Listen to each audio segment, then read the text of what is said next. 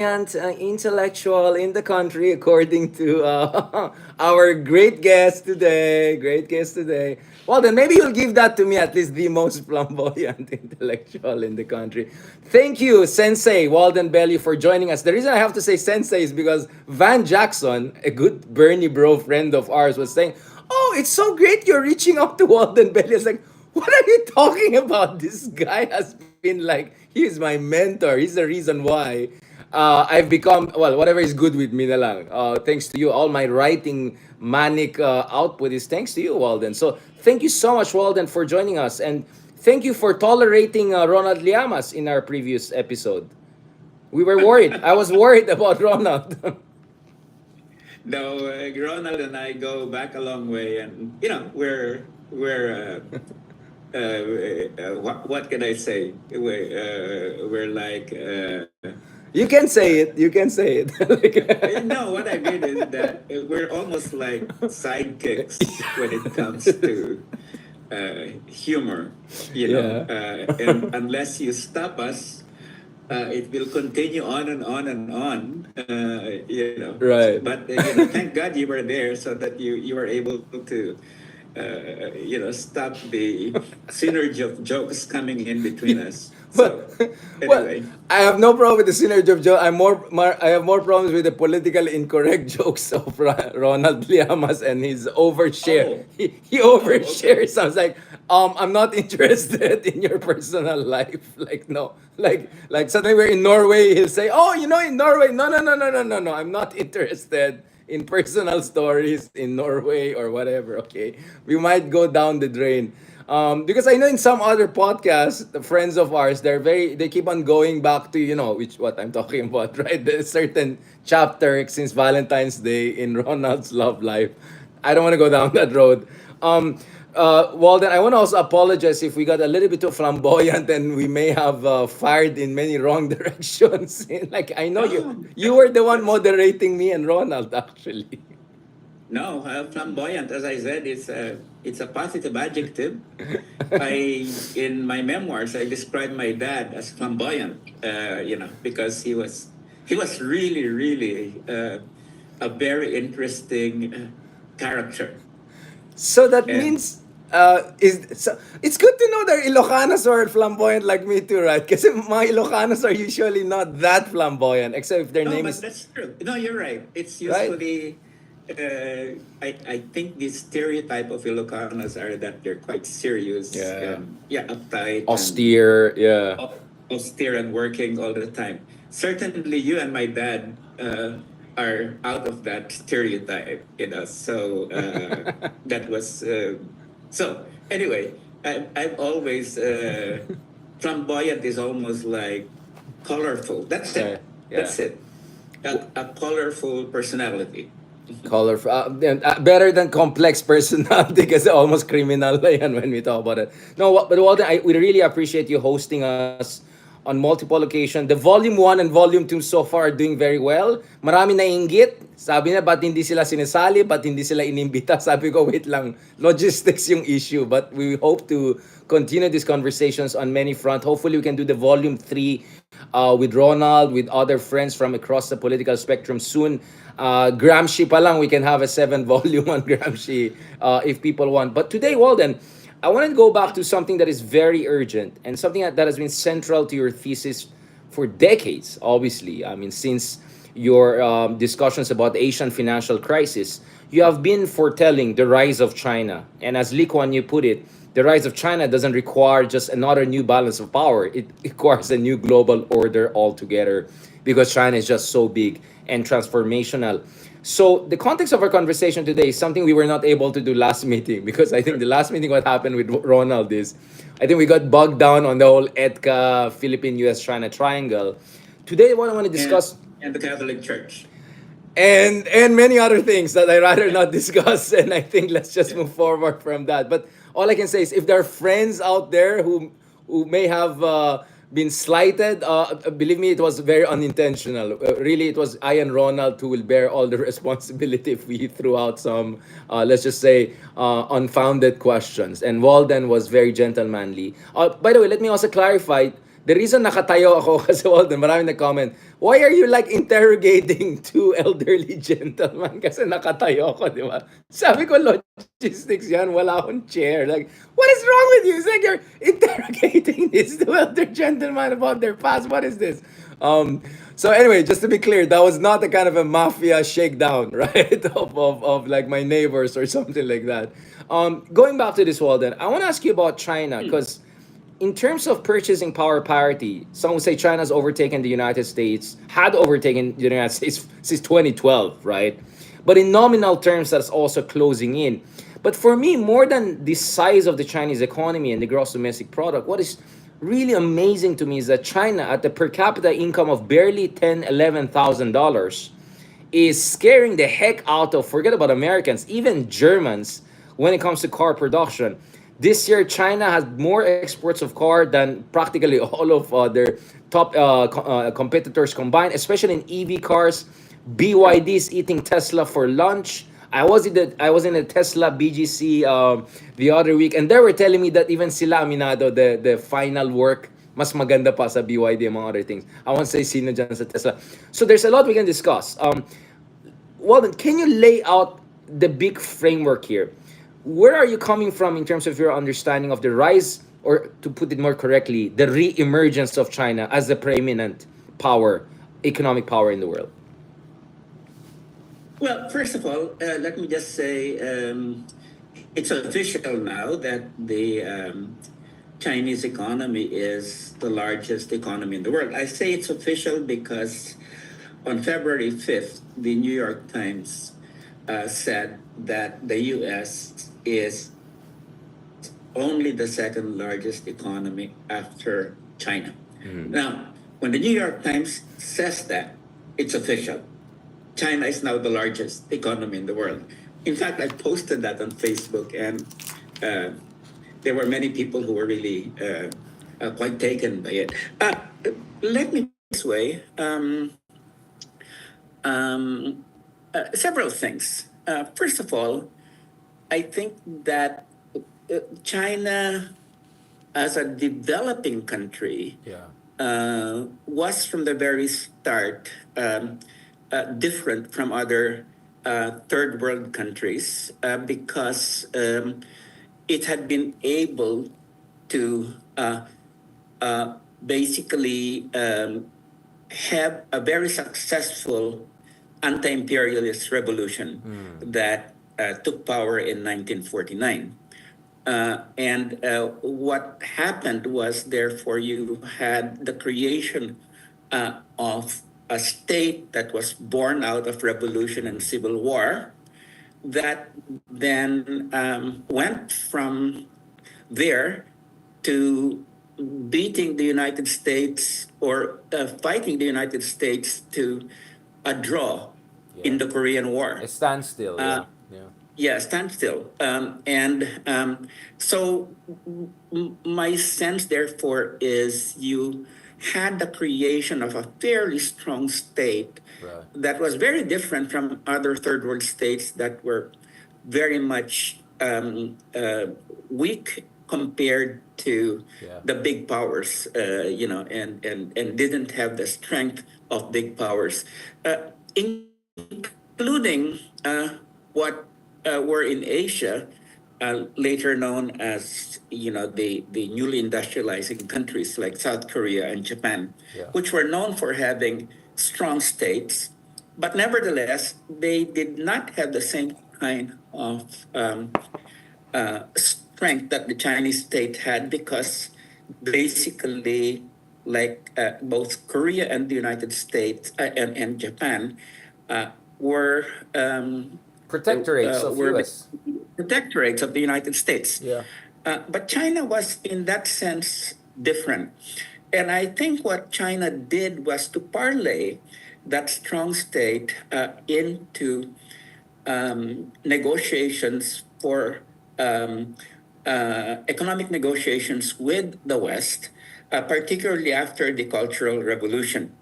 And what you had was a state that was on unequal terms with the Western states and with the United States. So this was not a subordinate state. This was a state that was coming in equal terms in negotiating with the United States and the corporations of the United States, the transnational corporations, because what happened is after the devastation of the Cultural Revolution uh, with Deng Xiaoping, okay, coming in, the there was this very strong push uh, to be able to open up the economy, Right. but in a way that the Chinese economy would be able to access particularly advanced technology from the West. So Right. what we had, and this is basically the way that I put it in the various things that I've written, is you had the Chinese Communist Party basically enter into what I call a devil's bargain Right. with the West. And this was to offer up its labor force, cheap labor, which was 2 to 5% the cost of U.S. labor, Yeah. uh, and um, and offer that in exchange for the comprehensive development of the Chinese economy and the acquisition of advanced technology. So that was sort of the quid pro quo, and they were able to successfully draw in massive capital investments from both Europe, but especially from the United States. And Taiwan. And And Taiwan. They got a lot of investments from Taiwan. of course, More than yeah, $100 yeah, billion dollars in the 1990s. yes, Yeah, yeah. sure, and from Hong Kong and Yes. from Southeast Asian overseas Chinese community, but the so you had this situation whereby the U.S. Transnational corporations just could not resist Right. the offer of very cheap labor. So that although they did not like it, they had to acquiesce.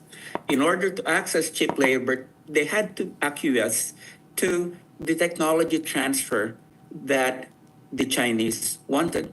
And in fact, Deng Xiaoping, from the very start, said it was not worth opening up to the West unless there was the transfer of advanced technology. And he was very firm Yeah. on that.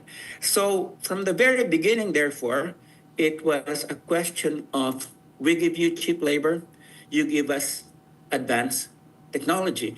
And what I would just like to say, Richard, here is that it was very costly for the Chinese. There was, in terms of the unequal exchange, And the social dislocation, the loss of right, the certainties of, yeah, what was that, yeah, the iron rice bowl and all of that. Yeah. right. It's not in terms of unequal exchange. The Chinese were on the negative side by an estimate of around $19 trillion. Okay, Right. Ma, can in I terms of can I ask yung pink na phone ko, yung TikTok? the balance sheet in terms of the exchange with U.S. capital, but they did get what they wanted. They got advanced technology, and they were able to comprehensively develop the Chinese economy. They reduced poverty to 2% of the population. It's the World Bank that says that, not the Chinese government. And they Right. built up this tremendous, very advanced infrastructure, so that one of the most impressive things about China at this point in time is it has the most developed Thank you. railroad High system in speed, the high world. speed railroad. Yeah, super high speed. Too. Yeah. Yeah, super fast railroad that there's only one sector of the U.S. rail system, the Northeast Corridor from Boston to Washington, that can be said to be high-speed railway in the same sense that you had about 26,000 kilometers in China at this point in time. Yeah. And so what we've seen is that in the space of 30 to 35 years, what you had was China coming from being completely outside the capitalist system to becoming the number one economy in the world. The fastest, um, um, the fastest journey from the periphery to the center ever experienced in history at this point in Or time. some would say the most successful capitalist expansion story, although we can have a debate about whether capitalism is really the right way to put it, because there's also a lot of debate about that. Well, then I want to go back a little bit. I half jokingly told you when you said let's start from 1950s. I said no. Let's start from the Warring States period, because our good friend Francis Fukuyama, I think he was able to redeem himself throughout the years by writing a couple of good books, and his two-volume books, Origins of Political Order and Political Decay, especially the first volume one, I think it's very instructive when he very objectively looks at the foundations, the thousands years old foundation of the Chinese state system. And in fact, if anything we see about developmental state in Japan, Korea, and Vietnam nowadays, not to mention Taiwan and Singapore, these are derivatives essentially of the Chinese modern bureaucracy established 2,000 years ago, right? And Leibniz and the Europeans and Voltaire's centuries earlier look at China as the same way we look at Singapore today, right? Like we cite Lee Kuan Yew and Singapore as like the model of governance and all of that. That's how the Europeans used to talk about China. So I want to go back to this because the question for me, Walden, is where does the communism come in?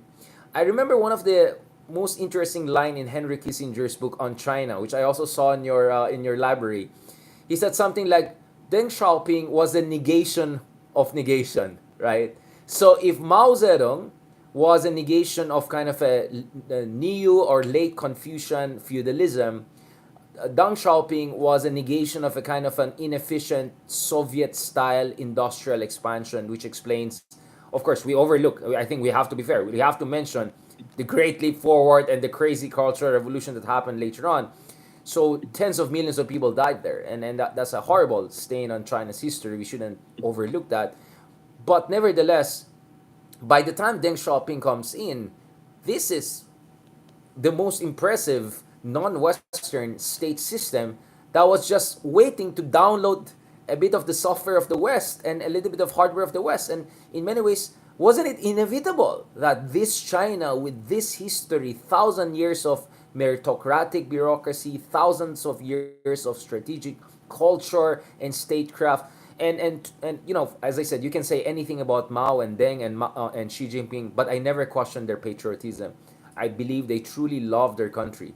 I believe that they're doing whatever they believe is truly great for China, and they're really steeped in their country. Something I cannot say about a lot of other leaders around the world, right? Um, I want to ask, where does the communism aspect come in? Is this more of China with communistic characteristic, or more of communism with Chinese characteristic? Because sometimes I tend to believe it's the other way around.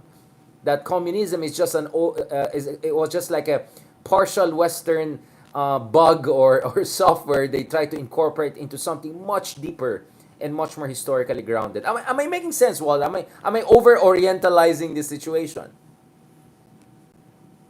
No, I mean, if you ask me, I think that Mao and Zhou Enlai and Deng Xiaoping were very serious Marxists, and basically they saw that Marxist-Leninism was the answer to what was then they called a semi-colonized China that was being assaulted on all sides by the West. And Japan. So they basically they were very serious, and at the same time, of course, in the guerrilla war, they were able to modify, the methods of coming to power from the sort of Bolshevik Leninist kind of thing that happened in the Soviet Union and the old Russia. But I would not question the fact that they were very serious, that it wasn't and they in fact saw the old China as really the problem. and the old bureaucratic China as as standing in the way of what they considered to be the avenue to both modernization and to a socialist society. So, but then this is really one of the paradoxes of history, in the sense that agents of history oftentimes are motivated by one thing, and then they end up with another thing. Right. Basically, Mao, as just to take as an example, Mao was. I think nobody can deny that really Mao was uh, was a revolutionary who or you might even say a permanent revolutionary He with was a his Trotsky cultural in Asia. revolution. He was a Trotsky of Asia. Yeah. Oh, whatever we call that. But in any event, I think that Mao did create a very strong Chinese state that had both, you know, the antecedents in the old China, but at the same time, it was sort of a very strong modernizing state. So, and that provided, and this is why I disagree with the people that would put a break between Deng Xiaoping and Mao, like Acemoglu and Robinson. I mean, it's almost like they're saying, don't, Mao is, put him out of the equation. You can only start from Deng Xiaoping. But Mao provided the sort of strong state framework within which Deng Xiaoping's push for capitalist modernization took place. Without having that state that was won over from imperialism in the 40s and late 40s, we would not have had the kind of flourishing of state capitalism in China that Deng Xiaoping started. So basically, all I'm trying to say here is that people may start from different motivations, and then because of the way history works, they end up creating something else, which is a strong capitalist state that is now the number one economy in the world, according to the New York Times, as we said. So I think it's the paradoxes of history that basically it was a communist party that is now leading the world's number one capitalist power. So I would say that we need to factor the interaction between subjective desires and objective realities, and how they can create something very different Unintended from what was consequences. originally intended. Well, I want to go back to this. I think that's why I think I like how Kissinger approached it, in the sense that he saw a dialectical nexus from Mao cleansing or purging China of its feudalistic relics, and then setting it up for this kind of a supercharged, ready to launch super capitalist system that we're seeing. So I think, interestingly, Kissinger got it more correctly than the Achemoglus. We'll go back to the Achemoglus later on when I want to discuss industrial policy, because you have a couple of very high level analysis from people like Yuan from SAIS, among others, who have been arguing that actually China is a great example that you don't need so-called inclusive institutions to create very advanced systems, right? Because on the surface, China is not an inclusive system. It's a very state driven, it's a very totalitarian system, and yet technologically, my goodness, it's just producing things that even at the height of Sputnik and Soviet Union, no one thought could be produced outside the East, outside the West. Sorry. This is why I find it very strange.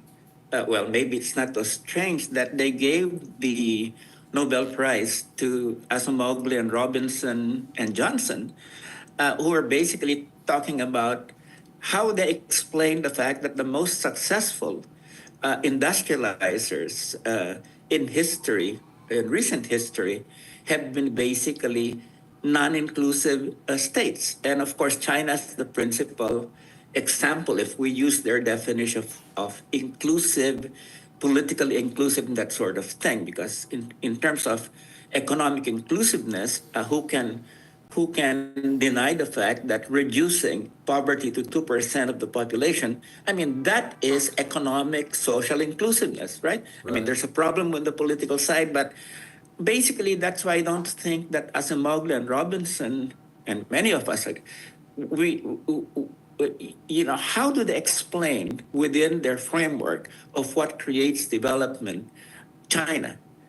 And then because they can't explain China, they get the Nobel Prize. I find that as a very strong contradiction. And in fact, a lot of economists, not even just radical economists, are really wondering what came into the Nobel Committee that they gave the prize to folks who cannot explain how how uh, rapid development takes Right. place Well, I mean, in supposed authoritarian this was in states. many ways kind of, I don't know, belated gift to them. I'd rather have the other great Turkish economist, Danny Roderick, one economics menu Yes. recipes. I think he got it much more correctly.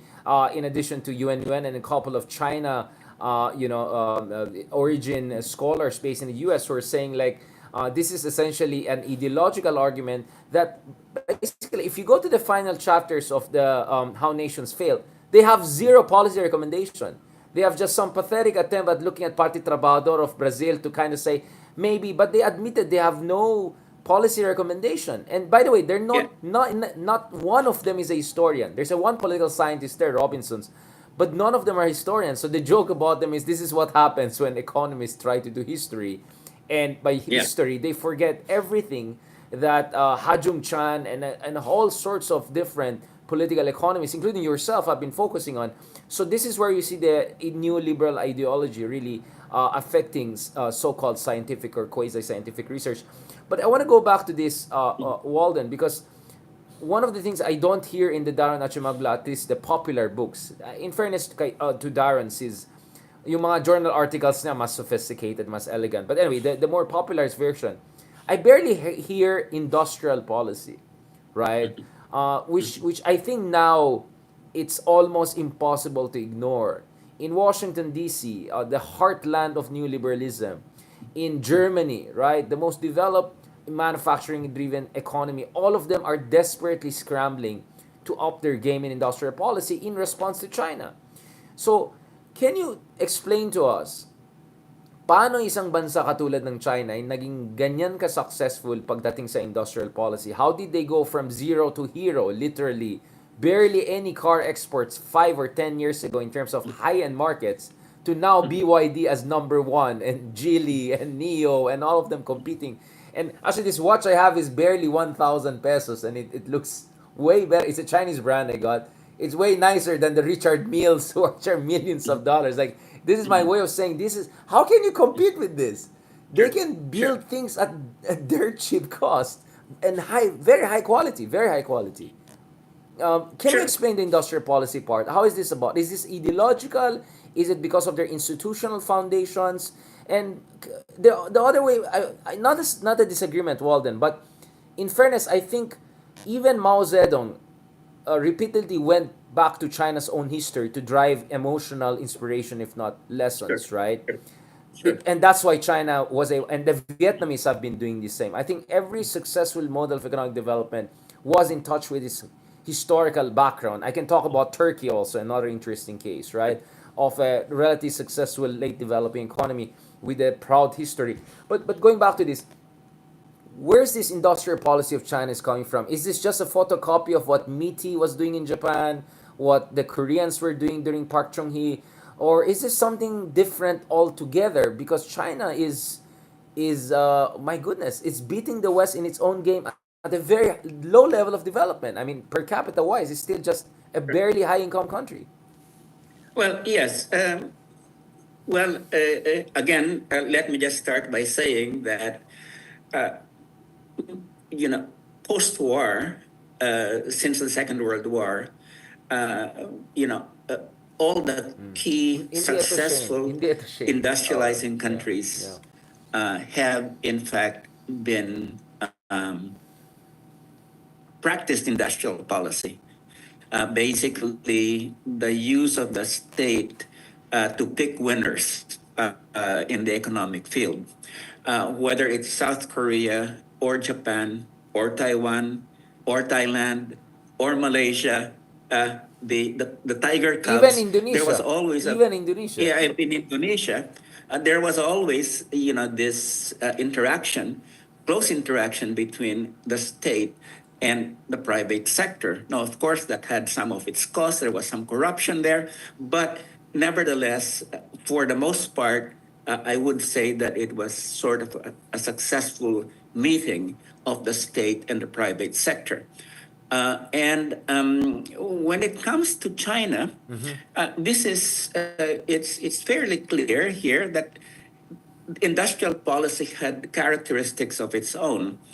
I think first of all, technology acquisition, especially in the advanced technological sector, that was always foremost in the Chinese Communist Party's mind, whether it was in manufacturing, in the car industry, in steel, in plastics, in terms of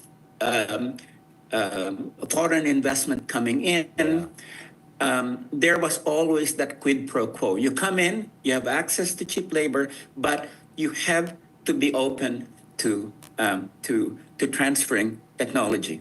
And the thing is that some of the Western writers say this is forced technology transfer. It's not.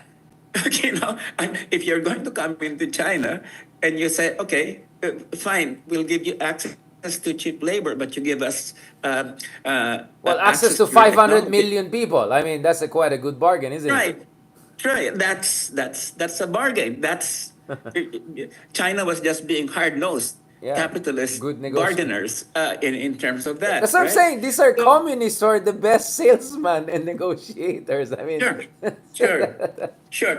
And then the other thing is what distinguished, I think, China from the other Asian countries like Japan and South Korea was that they were very relaxed when it came to foreign investment. They were in fact saying, "Come in, come in," and basically, because they knew what they wanted. They wanted foreign investment to come in, comprehensively develop the Chinese economy, but in the meantime, we'll get technology from you guys. Whereas that kind of openness to foreign was investment not there in wasn't South Korean really there model. Yeah, was not. Yeah, in Japan or in yeah. South Korea. Or and the third thing, the second thing is that when it came to industrial policy, of course, there were sensitive sections like aircraft industry and very high-tech industry, security-related industries that were off limits to foreign investment. But nevertheless, in most areas of the Chinese economy, the foreign investment was welcomed. And the thing is this: the state has had a very strong role in so many of these major high-tech industries. But what has been clear about China has been the state participation has been mainly at the local level. It's local governments that have been very central in attracting investments and working Right. with the different private sectors, Chinese or foreign corporations there, so that it's not like it was this command central government ministries that were sort of the dynamic factor here. It was really local governments. Now, of course, if you leave a lot of the planning, including industrial policy, to the local level, you're Right. going to have a lot of waste. You're going to have a lot of duplication. You're going to have a lot of overcapacity. But that's the negative side. But the positive side is that you do have advances because you have a close cooperation between local authorities and the private sector in these different areas. So there are negative and positive sides to it, but I think the positive sides have been shown to be the balance. It's Right. the balance has been positive, and we've seen that now when it comes to electric vehicles, when it comes to deep sea, when it comes to robotics. They just had all these different local governments got together in Shanghai to run a robotics school, where they're very fast in terms of developing robotics to the point of humanoid robots being able to take over caring functions for Right. human beings, So basically, what I would say is unique about the Chinese model is one, you have a welcoming of foreign investment, provided that there is the quid pro quo of technology transfer. The second thing is local government plays the key role rather than the central Right. government. But the overall thing that makes this positive is a fairly strong state compared to other states in the developing countries that can partner and be confident in its relationship with the West. So I think this is the sort of combination of different factors that has made the Chinese model quite unique at this point in time, and led it, Mm. as we said, from being outside the global capitalist system as late as 1972 to, according to the New York Times, to the top dog Mm. in the global capitalist system at this point in time. That is, in fact, very unique, and one cannot. Um, I don't think we can understand Trump and what's happening in the United Right. States right now, the chaos that's happening, especially in the government in the United States, without realizing that this has been the Trump phenomenon has been basically a reaction to the advance of China. Well, So just to be clear, Trump's foray into geoeconomics was when he was panicking over Japanese companies buying things right and left in the 1980s, and he even paid from his own pocket to have a whole page on New York Times pushing for tariffs. So you're absolutely right. This kind of a yellow, scare has been a big element of Trumpian nativism and protectionism. We can absolutely discuss it. Well, then obviously later on, para lang maging relevant ito sa Pilipinas, you have talked about all of these elements that are unique to China, but are there lessons that we can learn from them? But before going there, oh, I want to focus on two elements first before we go to the sure. lessons for others. One thing we notice in all quote unquote socialistic countries. This can go from ex-Soviet systems like Poland to full totalitarian regimes, hermit regimes like North Korea, to semi-socialistic systems like Iran, for instance, and definitely China, Russia. They have very strong foundations in STEM and sciences, right? So if you look at the five top countries when it comes to production of engineers, you'll see Russia, you'll see China by far, and then you'll see Iran, right? And then other socialistic countries are not too far away, or ex-socialist countries.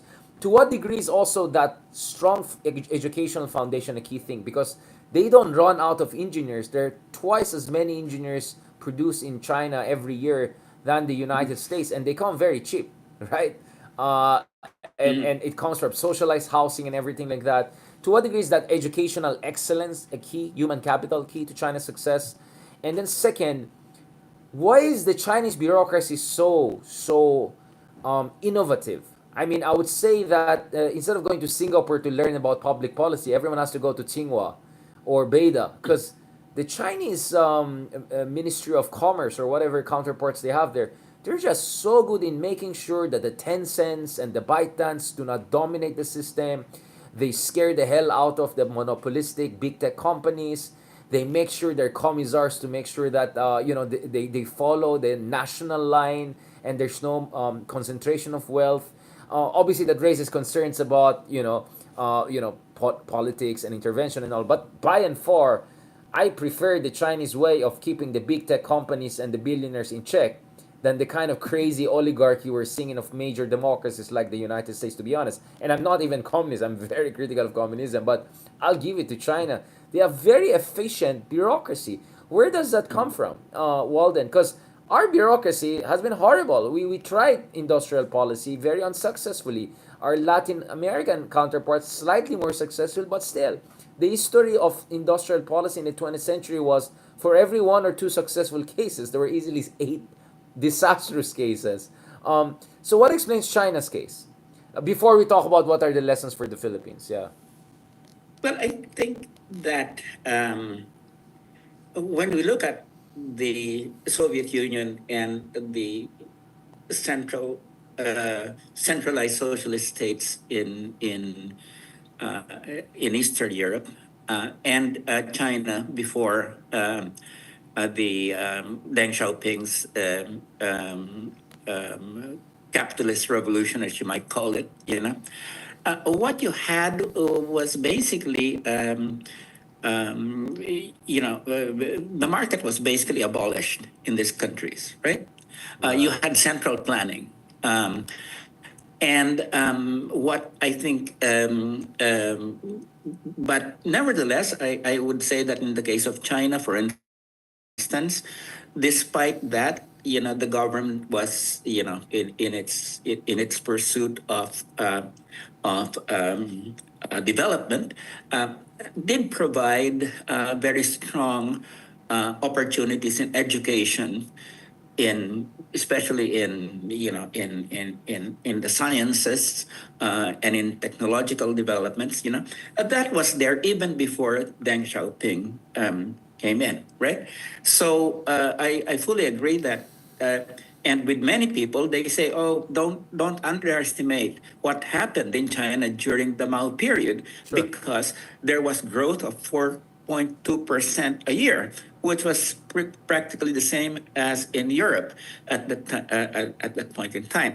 So there was that. But nevertheless, I think what we had with Deng and later on was this successful merging of releasing market forces, but at the same time being able to gear them in certain directions through the intervention of the state, and the state from the central government down to the local governments participating in this process. Now, as I said, as people have rightfully said, that there was a lot of innovation here. Yeah. There was a lot of positive stuff, Right. but there was also corruption. There was also a lot But of waste. efficient corruption, right? Again, the argument was a lot of corruption in China is what you call access corruption rather than grand theft corruption. It's not what Marcos or Sukarno did, which is steal the money, put it in Singapore, Switzerland. It was like steal the money, put it in a factory in Guangdong, right?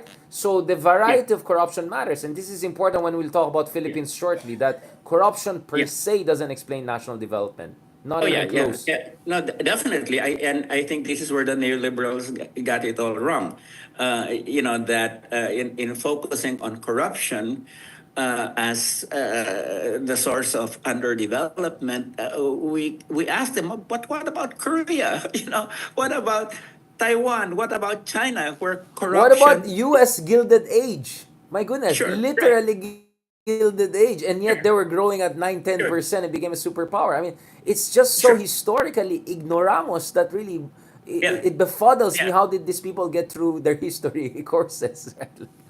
Well, yeah, I mean, that's one thing, that the very bad influence really of neoliberal education, especially at the University of the Philippines, has on our development policies, because it has, well, we need not go into that at this point in time.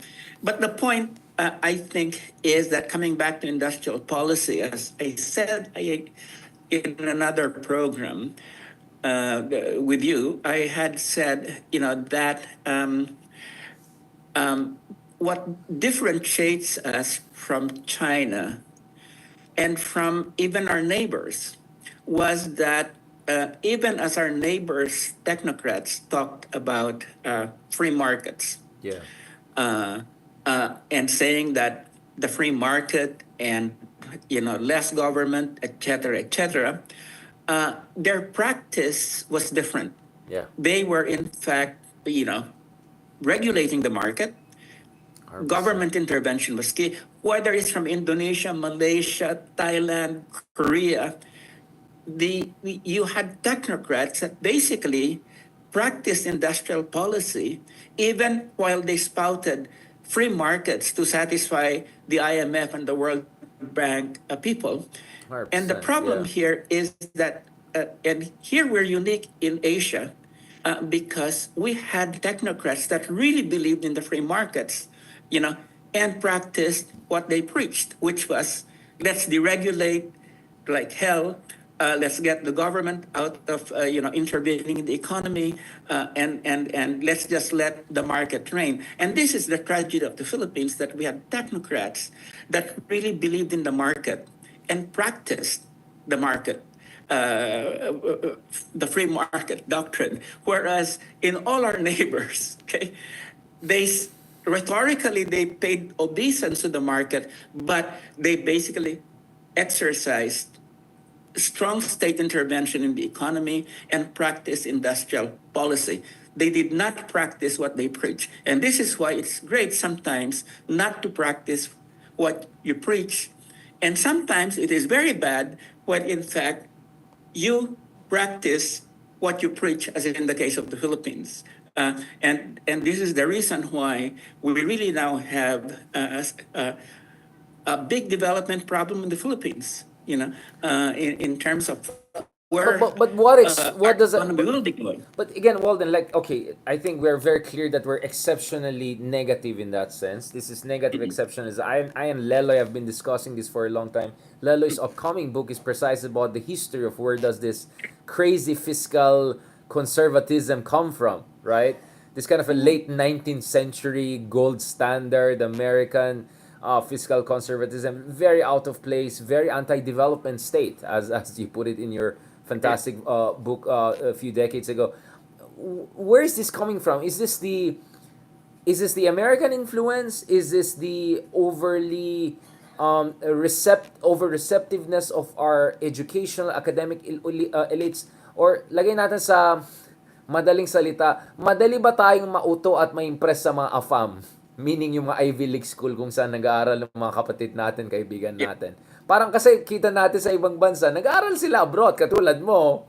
Pero hindi sila nabudol. Parang they just went there to realize, this is what they tell themselves. Like, okay, but we're not gonna follow it. We're just gonna pretend it by speaking the language but not doing it. Because you go to Singapore, you go to United Arab Emirates, you go to Turkey, you see all of these guys who are MBA graduates in Harvard. But when you look at how they operate in real life, it's nothing like what they're taught. So they just know how to speak the language for external audience. By the way, talk about a technocratic country where the state has a very strong role at all levels of the economy and all levels of society. It's Singapore, okay? I mean, we're talking about A police state political almost. economy that is so different from the Philippines, because you really have it's almost like a nanny welfare state. Yeah. But so basically, where does this come from?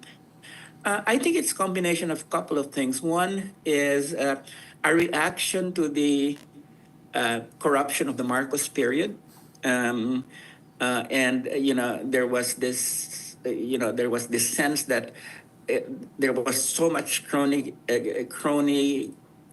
capitalism there, that the only way to get out of that was by complete deregulation. That's one thing.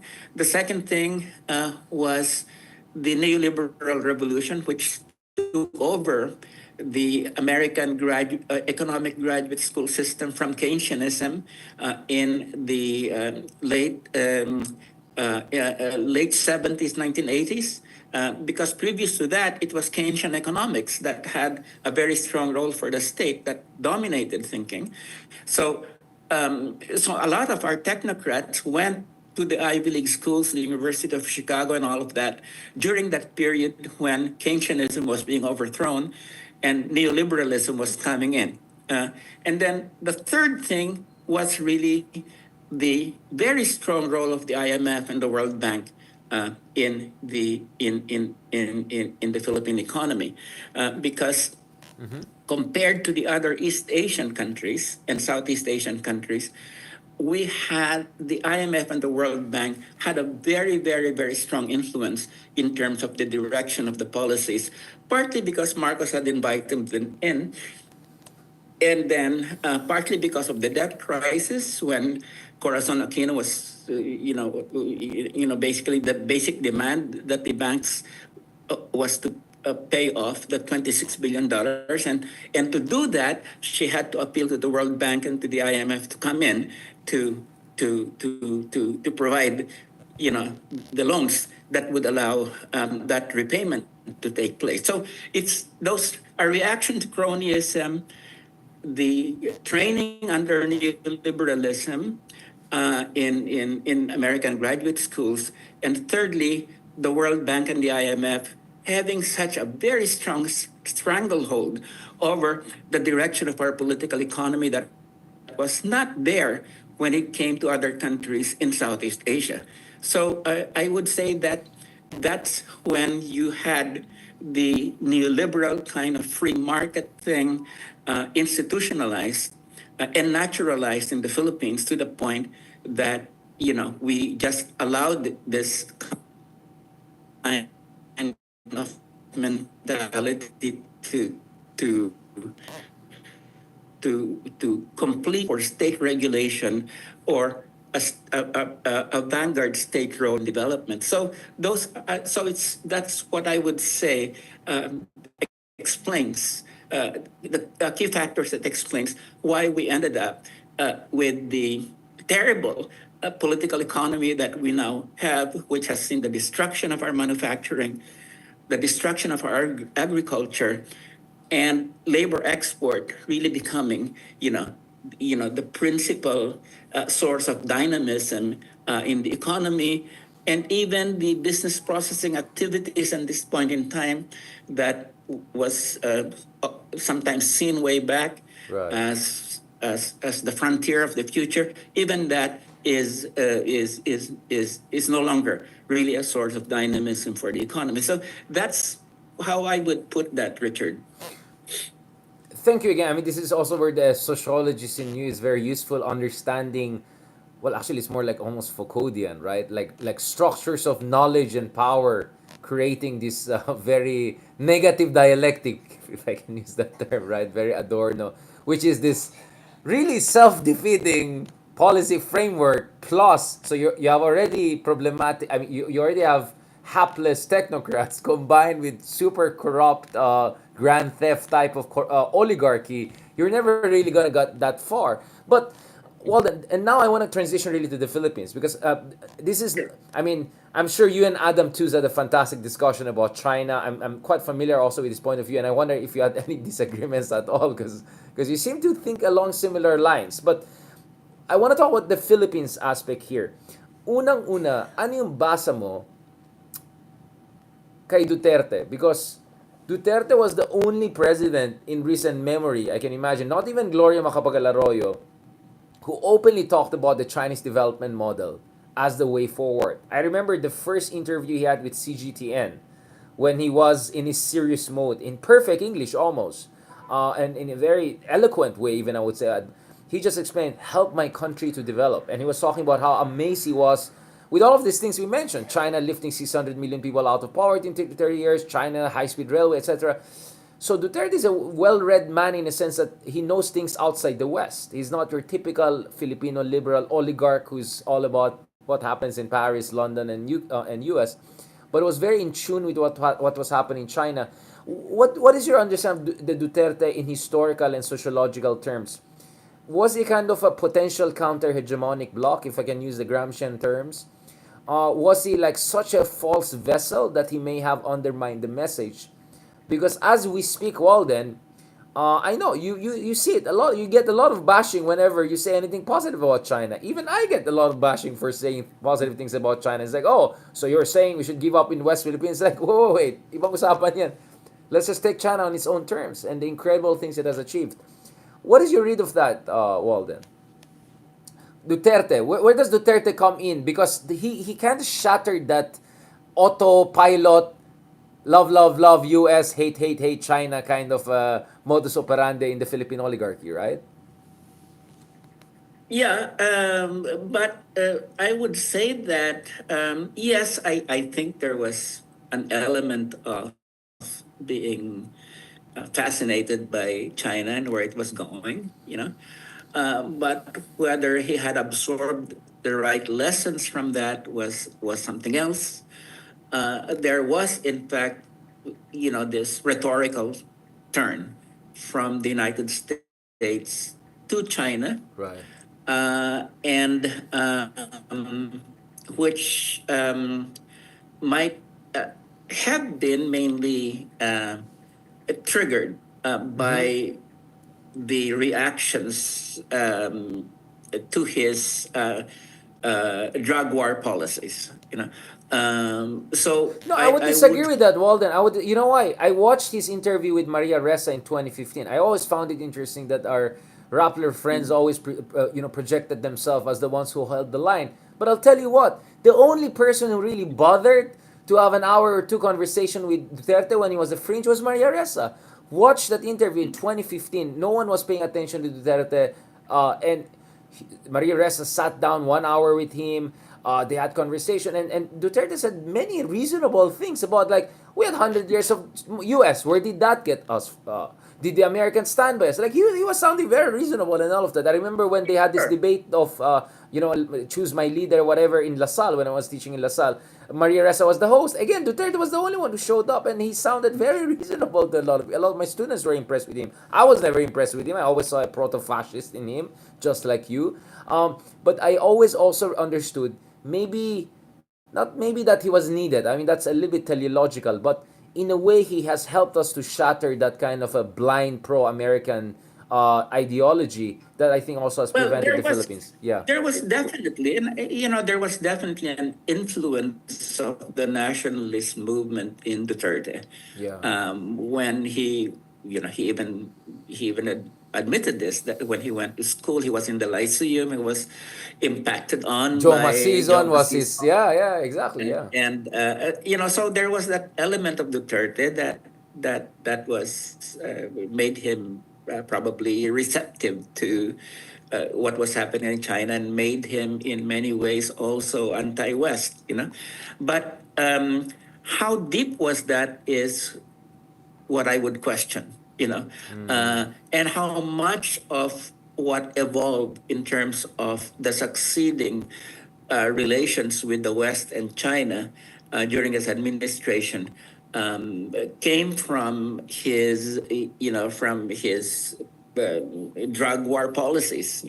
So there would seem to be this synergy whereby, the more he got enmeshed in human rights EJ case, the more he seemed to blast the He United needed States. he needed Oh, support. He needed boss to protect him, right? Exactly, sure, essentially. So sure, what you're saying sure. is that it So, was very instrumental, it was very sure. coincidental, and it was not really ideologically grounded and all. But maybe Walden, we are being But unfair. I would say this though, that even as I was criticizing Duterte, for his for on the human rights area for the AJ case, I was also saying, that there was a potential for him to move the Philippines away from the United States Yeah. in terms of abrogating the agreements. In fact, I wrote this article for Rappler, the title of which, Duterte may be a mass murderer, but when it comes to withdrawing from the VFA, the Visiting Forces Agreement, I wish he would do that. So for me, there was a lot of rhetoric around nationalism and attacking the U.S., but for me, the important thing was really, how much of substantial was it? Because by the end of his term, he had withdrawn his statements about abrogating the VFA. He was praising the U.S. For the The U.S. vaccines. AUKUS, Yeah. and basically ending his term with a very congenial relationship to Washington compared to the way that he started off with an antagonistic relationship with Obama. So, I guess I guess my sense is that there was a lot of rhetorical promise there, but just like in so many other areas, he did not deliver. And I don't think he really thought through many of these political economy policies, and practically just when it came to the economy, Richard, he just completely turned it over to the neoliberal technocrats, to And Pogo. Dominguez.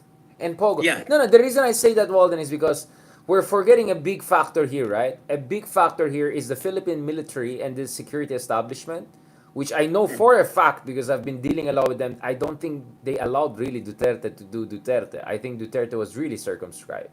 This is not to give an excuse, but I think Duterte was not really the final arbiter when it comes to our foreign policy. no, Um, no, no, yeah, I that's think one. that. But the other one, Walden, is China also did not deliver in terms of the big infrastructure projects. We can have a long discussion about the reasons behind it, but give me a single big ticket Chinese infrastructure project worth mentioning, you're gonna have a hard time. You're gonna have a hard time. I'm not talking about some breach here and some whatever questionable dam there. Not a single Mindanao railway, etc. So I also blame China for not using that golden opportunity to turn an American semi-colony, supposedly, into a country with options, right? Like Turkey is a NATO ally, but they have fantastic relationship with China, Russia, and Iran. South Korea is a U.S. treaty ally. They have fantastic economic relationship with China, right? And as even Iran at some point. So being a U.S. ally should never stop you from having a multi-aligned or much more diversified relationship. But my problem is that China did not give the Philippines anything. Is it because they Yeah. thought Duterte is just an idiot that is not worth even investing in? No, I fully agree with you that China did not deliver, and that that's part of the reason that Duterte really turned back in his last days Yeah. to the West, to the United States. The second thing is in terms of the relationships to in terms of the domestic relationship with respect to the left in the Philippines, with respect to the CPP and the NPA, that yes, Duterte was circumscribed in that he might have wanted to really seek a peace deal, but he was not allowed to do that by the Philippine military, which he was trying to get the support of. And but I think when it came to foreign policy, he had much more space there, especially when it came to foreign aid, foreign assistance. I mean, he had much more space there. And I said part of the problem was China did not deliver. But when it came to what we're talking about, political economy, domestic economic policy, he completely handed that over to people like Dominguez and to Diokno and to the neoliberal technocrats. Because as he said several times, He's an idiot. He he, doesn't know economics, right? He said yeah, it he himself. was saying that he's not an economist. But remember, Duterte, when his first victory speech in Davao, I know this because I listened very closely, he basically traced the Philippines' agricultural problems to the World Trade Organization and to the demands that the World Trade Organization was making in terms of policy, that the Philippines had to scrap a lot of its agricultural policies to make investments, agricultural investments, basically deprotectionize Philippine agriculture. I was listening to that speech and I said, oh, this guy must have been reading some of the stuff that we've been writing about the World Trade Organization. Don't be But surprised he then read you. Yeah, yeah. but then he comes to power and he forgets all about these criticisms of neoliberalism, the WTO, the World Bank, and the IMF. And the excuse he says is that he doesn't understand economics.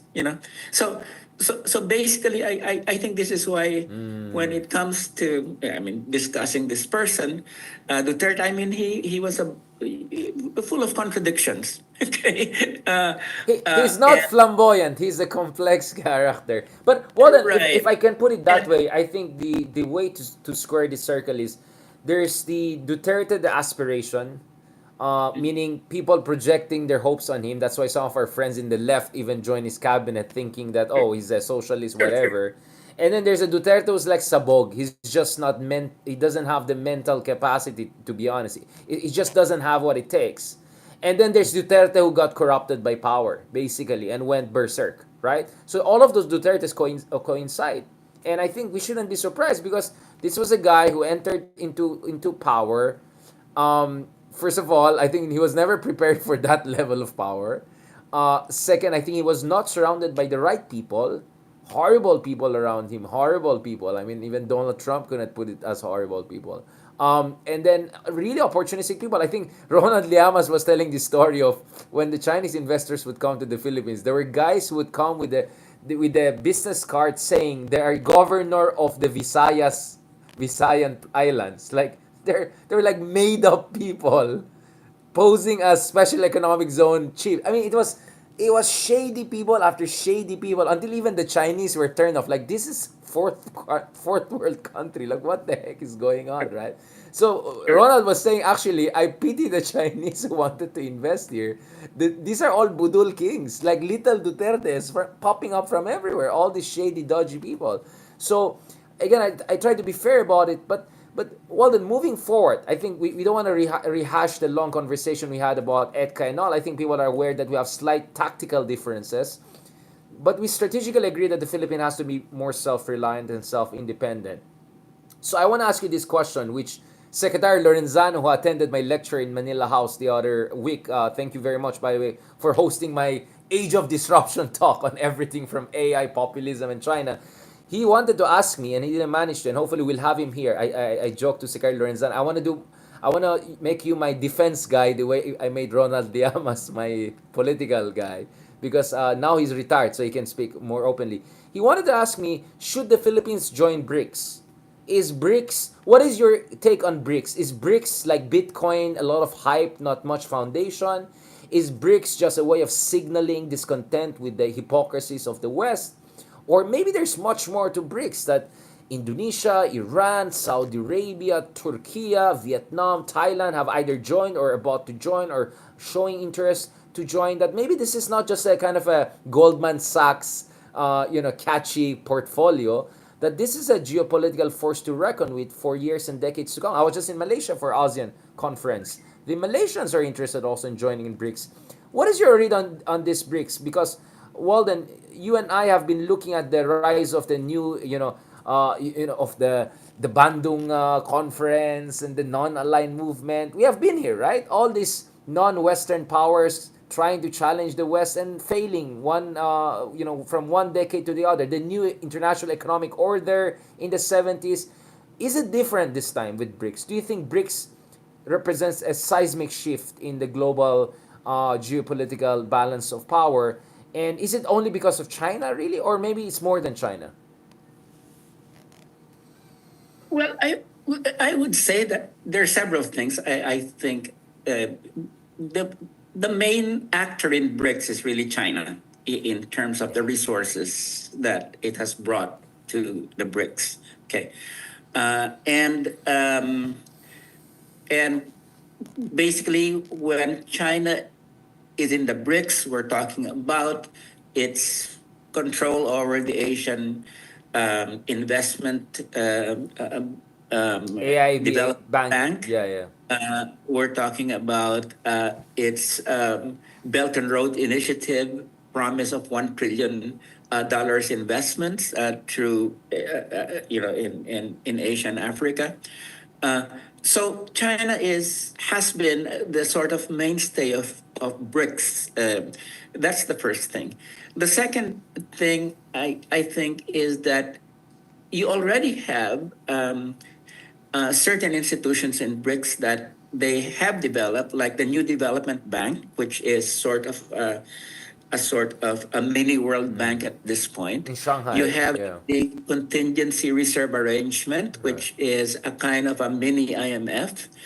And basically, these have been kept purposely underdeveloped, mainly because I don't think they want to be seen as rivals to the World Bank and the IMF. Or Okay. rivals to China's BRI, because this is where I want to push back a little bit, Walden, because Sure. if you talk to Indians, and I was talking to Indians in New Delhi the other week, they're part of the BRICS, right? You talk to Mhm. South Africans and Brazilians, they're kind of worried that the BRICS is being hijacked by the Chinese agenda, to a certain degree, Russia China axis, right? Mhm. And that the BRICS is just a foil for really a Chinese new form of imperialism, whatever you want to call it. Uh, Mhm. Considering we're Filipinos and nakikita natin yung pagbubuli sa West Philippine Sea, and I think none of us should have any illusions about China's totalitarian system, without being, of course, blind to the horrible decay of so-called democracy in the West, not to mention our own democracy. Walden, aren't you? Because my sense with you, Walden, is you belong to the tradition that is super happy to finally see someone giving it to them, right? Like that, we're not just stuck with the ugly Americans and the snobby Europeans dictating the international order. Am I getting this wrong? Because my worry here is I'm all for balancing the U.S. and making sure they're not the only game in town, because they have done horrible things in Iraq, Middle East, a lot of places in the world close to my heart. But at the same time, I'm also worried that China might be poisoned by the same imperial temptations that took America in the wrong direction in the past, and other rising empires in the past half a millennium. Or am I being too xenophobic, Walden? Do you think I'm too anti-communist? Or maybe we should make sure we're not complacent. What is your read on that? Because, Walden, my fear is, Yeah. and I think that came up in our discussion with Ronald, that you are more than right to emphasize America's unreliability, etc. But my feeling is I'm all good with that to a certain degree, but I think we shouldn't be also complacent about China and its own potentially nefarious imperial ambitions. Shouldn't we? Yes. Yeah, I'll return to that, but I'm just trying to say that when we look at the BRICS and the institutional development of the BRICS, which I think is still at an early stage, Mm-hmm. okay, um, we need to see this in the context of the crisis of the U.S. dominated multilateral system, which is the crisis of the World Trade Organization, the crisis of the IMF, and the crisis of the World Bank, which has really accelerated over the last several decades. So the that multilateral system is going to pieces, and this is why the BRICS, is very attractive to many Yeah. countries in the global South, and the fact that you had Saudi Arabia, which has this The biggest reserve of oil in the world. Yeah, yeah, exactly.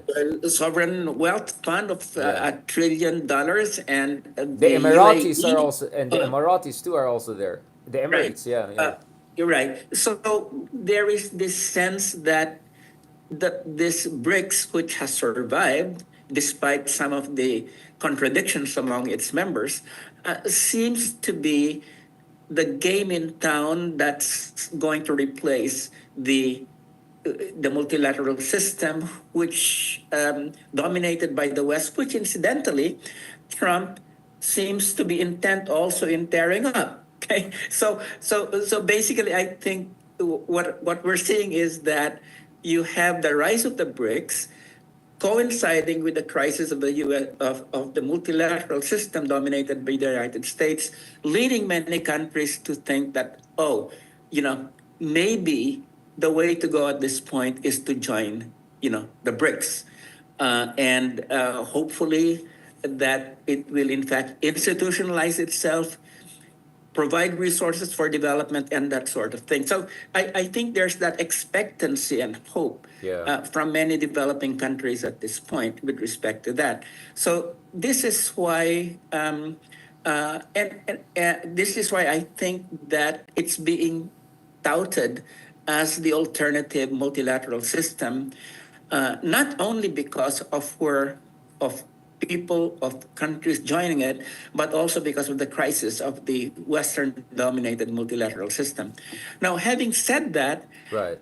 of course, we have to be very careful Yeah. about China and and other big powers, and the thing that we need to look at though is this that when we look at China's foray into global markets, I think there's one thing that's very clear. It's very different from the way that the West grows. Yeah. Because with the West, it was violence all the way.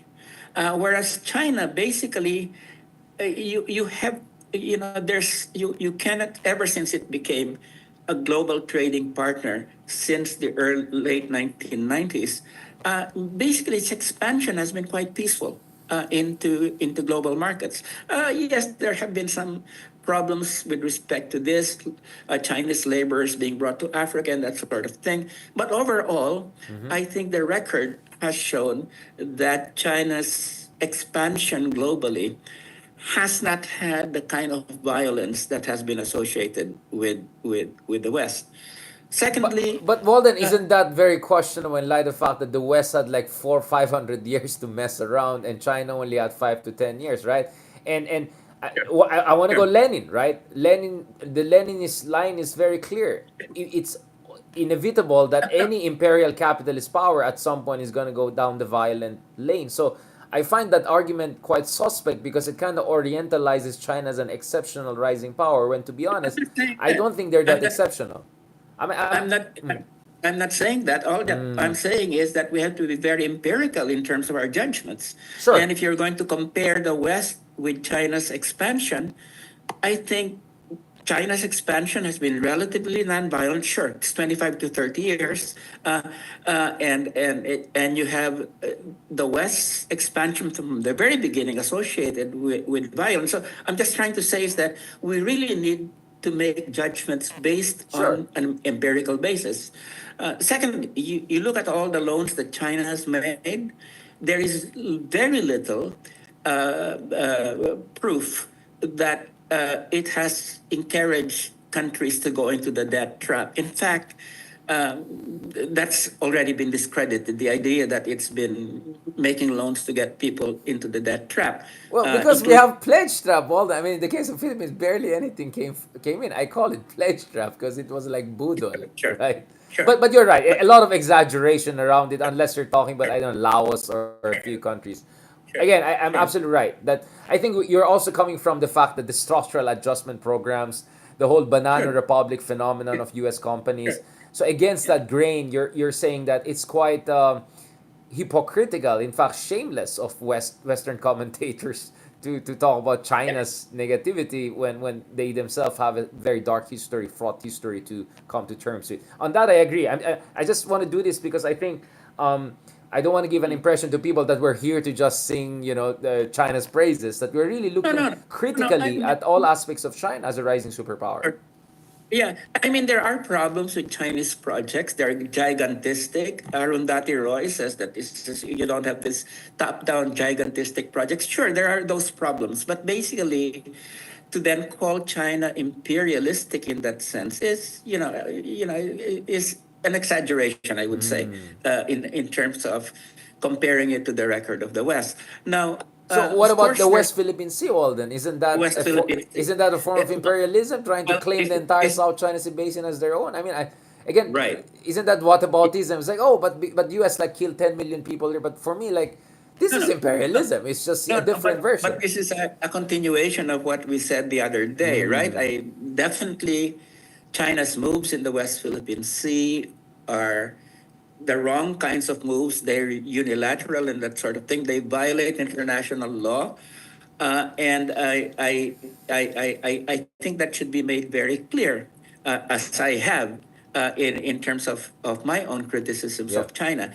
At the same time, we also need to look at where they're coming from in terms of their, as we said last time, that their defensive capabilities, what they're really are reacting to, is the threat posed by U.S. power Yeah. to the mainland, especially to Southeast China, where most of their industrial infrastructure is located. I think where we ended up last time was I Yeah, was you're pointing. saying that it's defensive on the part of China, while we felt that the U.S. Yeah, containment is more an excuse for China, or that the two can go sure. hand in hand, right? China can be imperialistic to smaller neighbors while it's trying to be defensive towards a bigger empire. I mean, can that, and well, you're saying China is already the biggest economy, so they are not like a pipsqueak. It's hard to see China Yeah, being bullied sure. here, is it? Sure.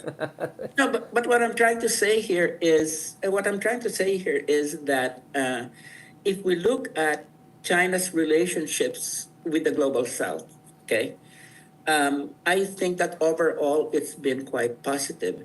When it comes to its neighbors like Vietnam and the Philippines, where there are unresolved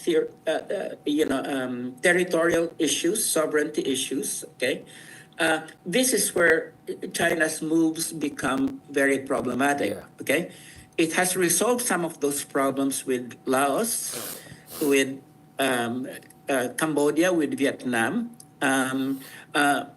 But when it comes to the South China Sea, uh, which we're really talking about a body of water that for a long time was no man's or water, except when UNCLOS came into being. This is where we Yeah. have the key parts of the problem. We're not talking about China being a threat to Luzon or Visayas or to Mindanao.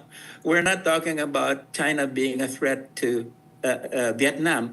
We're talking about basically a body of water where we've had major blurring of territorial issues, partly from a colonial legacy. But nevertheless, having said that, as I said last time, let's demilitarize the area, and then and after that, let's talk about the territorial issues. I did have, I was telling you I had this 4-point plan that I was Yeah. offering to the Chinese and the Philippine government back then. So all I'm trying to say here is that yes, we have to be very wary about China, but then to say that it is an imperial power in the image of the West, I don't think that Well, holds in water. its own image, maybe. I mean, imperialism, 50 shades of imperialism, right? Whether it's, I don't know, I mean, new Ottomanism in Syria to Russian, mumbo jumbos in Georgia and Central Asia to. So, I mean, for me, Yeah, but comparing it to but the West to downplay it, I just feel, Walden, that's a bit of a no, tenuous argument, in my opinion. I'm not trying to downplay it. I'm just trying to push back against the exaggerations Of made by the New Cold United Warriors, States by the New Cold and Warriors. Western Yes, intellectuals, you know, we're on the same in page. which they capture the minds of Filipinos with just Yeah, easy phrases and that sort of thing. yeah. And I think we must always say, let's look at the empirical facts, of the matter. Okay, and let's look at both sides, and then having come to that, let's propose solutions which are practical. And that's what I'm really after at this point. Criticize the Chinese, yes, but not to the point of going over and just buying Demonizing into the them, yeah, and demonizing them. containment strategy. So basically, I'm just trying to say, Sure. let's really look at what's going on in the ground, the facts on the ground. So what I would say, therefore, Richard, is that even as we struggle, you know, for a position on the West Philippine Sea issue that we can get the Chinese to respect, let's also make sure we don't fall into the kind of ideological and political containment strategy that's been pushed by the United States. At the same time, let us not go into this with our eyes wide Closed, yeah, yeah, shut yeah, yeah. uh, Yep. about China's own, great power ambitions. Right. But to therefore say that it's just another imperialist power, just like the West, I think that is not a legitimate argument. That's really not based so much on, that's not based on facts. And this is why my research has always been trying to get the facts out of a situation. Well, if imperialism is too harsh a word for you, and maybe the West should have a copyright on that, I'll use the term hegemonic ambition. I mean, I think Gramsci's sense of hegemony is quite. I mean, let's be honest. China wants a kind of a new tributary system. The way they treat smaller nations. For anyone who has dealt with the Chinese, it's pretty clear to that. Again, this is not to say the Americans are treating us Asians any better in genuine terms, but then again, I think what we have arrived at here, Walden, is that both of us want a Goldilocks approach, whereby you don't demonize China and fall into this new Cold Warrior trap, and at the same time, you're not completely like Duterte style, come over, make us a province of China, kind of an idiot. So just to be clear about it. So it's just a question of how do you get that balance. And that's why I appreciate this discussion and back and forth. I hope you're okay with this, Walden, because I don't know how many people you meet like me who are kind of left, but at the same time a little bit hawkish, right? So I always felt it's good when we have this back and forth because it really sharpens the argument. I think for both of us, I hope you feel the same in the same way I feel when I Oh exchange yeah, views with you. but for me, the important thing is yes, there is this rivalry between the United States and China, and for me, the important thing is how do we smaller countries, the global South, make use of this rivalry to be able to create policy space for us Right. in order to be able to create the space necessary for our development. And I think this is where countries, for instance, in Africa, have been very good at being able to get Chinese aid, whether it's loans or grants, and making sure that they do not come with the kind of conditionalities that the IMF and the World Bank have put into their aid. This is why, again, the point is that you go to Latin America and you go to Africa. You don't find this sort of negative view of China as being another imperial power. Sure, there are criticisms of specific Chinese policies, but to compare them to the way that the United States is, I don't think you don't have that kind of blanket kind of dismissal of China as just another imperial hegemon. Again, what are the facts on the ground? That's where the important thing really is. So, last part of our discussion, Walden. So, moving forward, I ask you, for instance, should we join the BRICS? Do you think? I mean, obviously, I don't think this administration right now is interested. But in theory, let's say we have the next president of the Philippines. Is the Philippines joining the BRICS the next reasonable step? Because we're already one of the biggest economies in Asia. We're one of the fastest growing. We're the top 12 countries in terms of population, top 10 soon. It makes sense for us to be part of a grouping like BRICS, right? Like the non-Western, quite major enough countries. Doesn't that make sense? I would say so. I mean, I think that the BRICS, as we talked about this, it's still in a process of consolidation. Right. And I think, and this is probably what motivates countries like Malaysia and Thailand to come in there on the And ground Vietnam. floor Yeah. in Vietnam, so that they're not left into a process whereby when they want to join, wala na. that basically you have already a solidification of the BRICS. If we join now, by the way, which is not guaranteed, right? I mean, Oh, by the it way, really I'm just saying our interest in joining. Obviously, China will have a veto, sure, and I doubt they'll agree to that. But I'm sure sure. the Indians, Brazilians, and the South Africans would love to have us there because they want Sure, more similar democracies, quote unquote, to join the sure, club. So sure, it would sure. be a very fraught negotiations, to So put it honestly. that's why I would say that Yeah. this is the time to join rather than have join at a time when it has become consolidated and has rules and that sort of Yeah, thing. yeah, We exactly. can help determine the rules. Shaping. So Uh, we're still in the shaping phase. So might as well be there at the moment of creation, if I can put it in yeah, more biblical terms. Lastly, definitely. Walden. Yeah, please, Because my please, sense is please. that it is going to be with the collapse of the multilateral system, the BRICS is going to be not the only game in town, but probably the biggest game in town from the point of view of the global south. And we might as well Mm, participate in that game of might as shaping well. it. Yeah. Sure. I mean, it's funny because you talk to a lot of Filipinos, they don't feel as part of the global south, which is really a weird thing, right? Um, we really are a Uh, conflicted nation in terms of identity, Walden. Isn't it weird, right?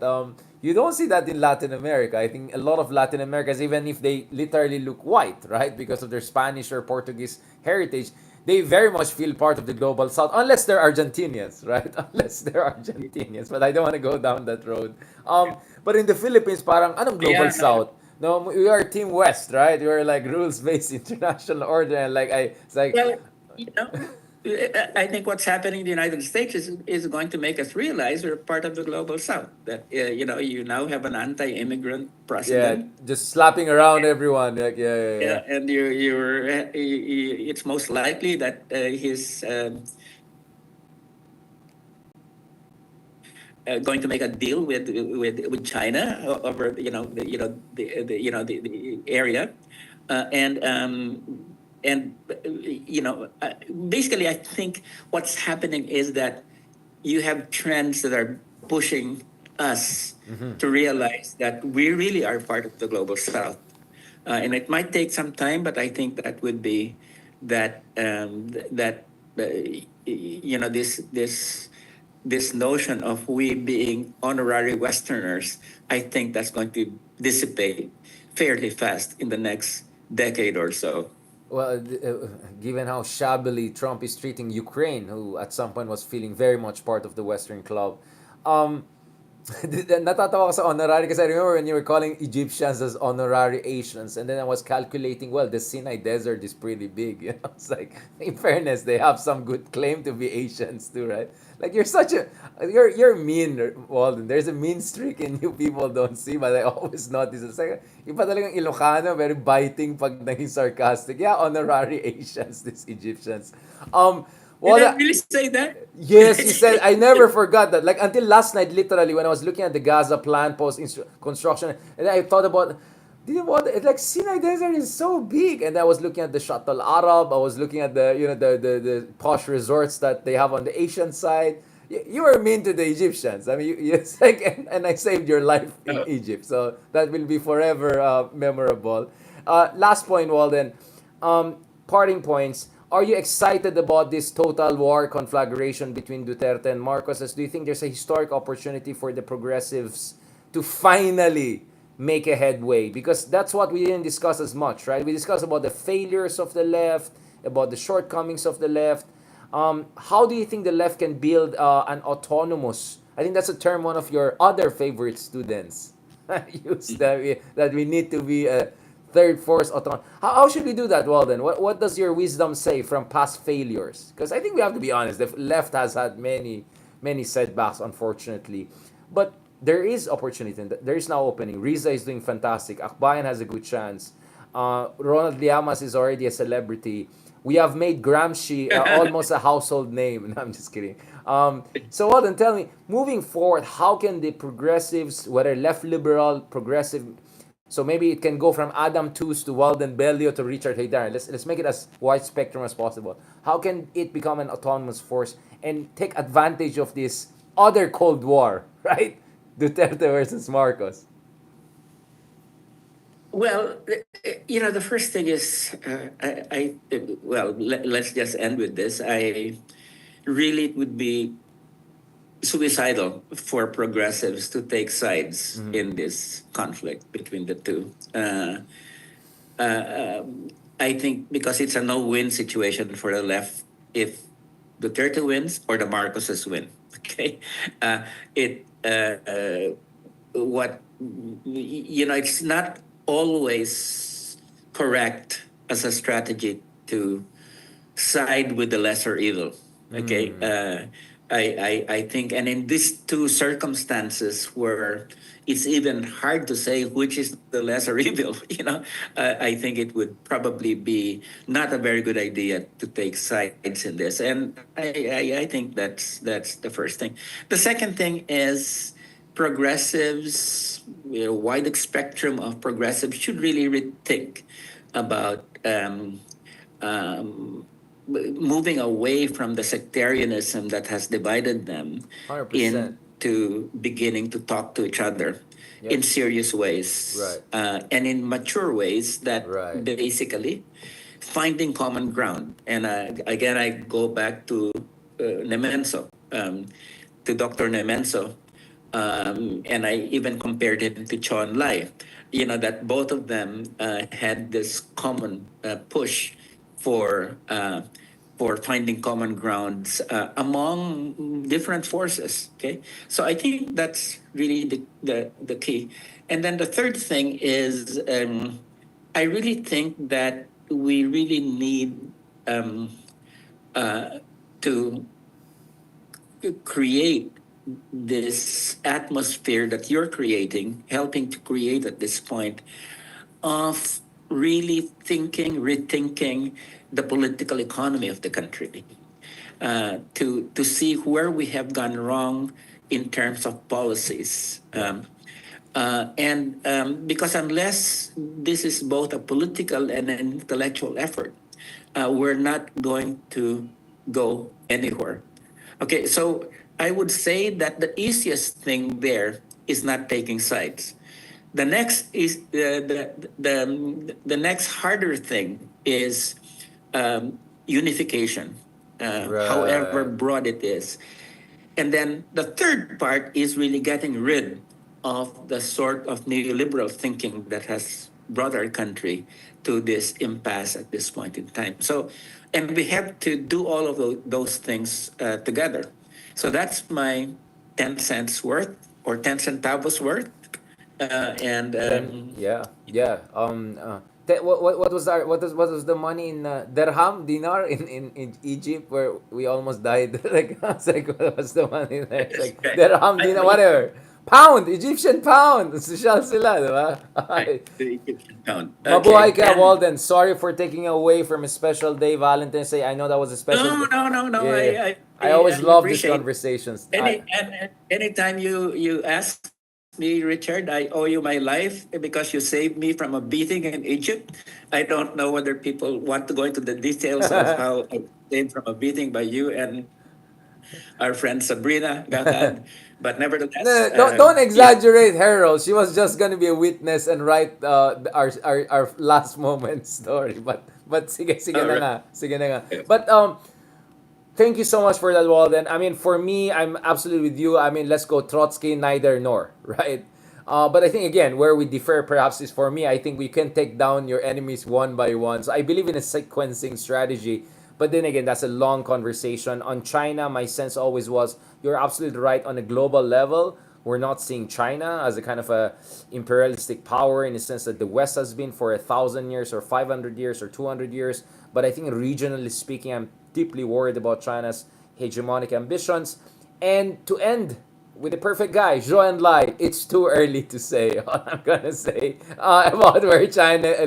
I'm gonna say the same thing he said to Kissinger. It's too early to say, right? So if he couldn't That's decide right. about the fate of the French Revolution 200 years later, Yeah. I'll tell you what. I'm not sure we can also tell about where China will go in the next 10, 20, 30 years, or who knows, much earlier. But nevertheless, you're right, Walden. We have to be as evidence based and non-hater, non-prejudicial Mm. as possible. And I think, unfortunately, in the Philippines, we have been overfed especially in your school, at least kami sa UP, I think we had good dose of anti-Americanism. But practically outside UP, like the level of naivety about American colonialism, I mean, for heaven's sake, they don't even recognize us as a ex-colony. I was like, what Commonwealth are you talking about? You stole our revolution, right? You're the gringos who stole our revolution. So thank you, Walden, for being that lightning rod for balancing against Ronald Llamas, who really flexed his credentials and basically telling you two idiots, you write good books, but you have no direct interaction with gangsters. And I was so glad he left towards the end and gave us 15 minutes. So, kumbaga, Walden, this whole conversation was what we wanted to do if not for Ronald taking us in very interesting direction. Pero mabuhay ka, mabuhay si Ronald, and God willing, inshallah, I'm gonna be very religious. Sorry, Walden, I'm always a man of piety. Hopefully, see Thank you you. for our volume 3. Volume 3, don't forget that. Marami pang Sure. inggit, marami pang gustong sumali. Van Jackson, Max Saxer, I mean, all sorts of progressive thinkers. So, we're doing something right, maybe. Sure. And it would be great to have Ronald back. Oh yeah, I yeah, mean, yeah, yeah. I think Ronald, yeah, he owes us some apology. No, I'm just kidding. No, he's great. He's great. He's the selling point. Talk to you soon, yeah, Walden. Salamat, Sensei, yeah. and God bless and Okay. Thanks, blessed Valentine's Day. Richard. Salamat, guys. Thank you so much again for that fantastic discussion. I know probably, I don't know, I love Walden, but I'm sure 80% of the time you were like, I know. But guys, you need to hear the other side of the story.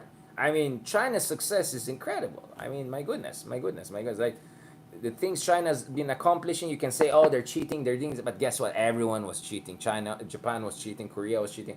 Corruption, you want to talk about corruption? Oh my goodness, corruption all over the place in China. But so my point is, as Sun Tzu said, if you know your enemy, right, as well as you know yourself, there's a better chance of dealing with them, right? So the same thing. Instead of just being haters to China, instead of just demonizing China and just be going MAGA, oh Trump is so good and America. Let's be more realistic and look at all of these superpowers and their sense of exceptionalism and their varieties of challenges and opportunities they pose for us. And thank God we're no longer just small countries. So may laban tayo at may mga options tayo. And so those are the little things we're trying to explore here with Sensei Walden Bello. Thank you so much sa inyong lahat. I know it was a special day for a lot of you. Valentine's Day, so I'm sorry if I took you away from your special loved ones, or baka naman hindi, or baka naman yung mga nanonood lang sa akin, ito yung mga walang special loved ones, then I'm glad that in some ways I and Walden have been a source of, I don't know, entertainment, if I can call it, or infotainment for you over the past hour or so. And thank you so much sa lahat ng mga nagbigay ng support in so many different ways. And believe me, don't worry, every support you give, every stars, every stickers, every gift, whatever you give, guys, we'll make sure that this goes into bring up the quality of our production, to making sure we can give you the best level of content and to get you the best guests ever. For everything you can say about my podcast, for anything annoying you can tell about me, whatever. One thing I'm always proud about is the fact that we have been blessed to have such high caliber guests with us and sharing generously their moment with us. So tomorrow, abangan nyo naman si Justice Carpy will be back with us to discuss the legal aspects of a potential impeachment, the forthwith discussion on constitutionality of the Senate trying to escape responsibility or sabi nga ni